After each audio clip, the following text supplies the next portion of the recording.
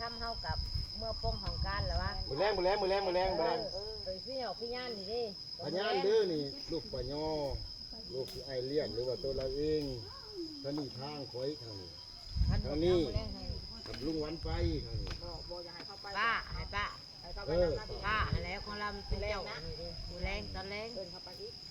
เจ้าก็บอกเขามือแรง ตัวนั้นคืออะไรนะก็นี่วันแห่งกัน นี่ อ๋ออันนี้ตามนี่ได้ผมไม่ได้จับ น้าไม่บุญนี่นี่ ลงโทษแต่ว่า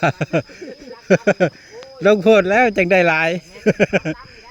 รักก็รักก็8 เมตรบ้าง ตายอลีปูน เอาใหม่ได้บ้านหรือว่านี่ ตายเดียวหายมาจ้ะนี่ บริหารป้านี่ได้บอกกันทุกคน นี่รักดำนี่เนี่ยรักดำเด้อ เราจะได้ชานเป็นตาป้ายเด้อบ้าน ตายผมตายเขาอยู่ในนี่แหละขอ ตาพี่ตาเขาขึ้นอยู่พุ่น เนาะมันพูดให้ได้แม่มึงขออยู่อันป้าขอแม่บุญ ขอแต่ทั้งนี้ก็ขอไม่พูดโต ป้าขอแม่บุญบ่มันออกเนาะ บ้าน8 เมตรคอยผู้ซื่อนี่กับพันนอกหมอผู้คล้ายกับพันนอกก็เลยว่าคอยมาขอแม่บุญหยดตรงมานี้ รักดำเนี่ย รักดำเด้อนังแขก ขอไม่บุญรักดำแล้วอาจจะตุยมาพอดีรักดำ เป็นมาให้พวกนี้แล้วไป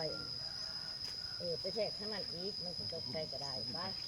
นี่ก็อิงตามเนาะดูหัวพระเขาเห็ดข้อมูลเขาให้มามันเถียงได้นี่ว่าต้องดึงมาพุ่นนี้อย่าจักเม็ดไปพุ่นก็กันไหมมันจะชอบแปลก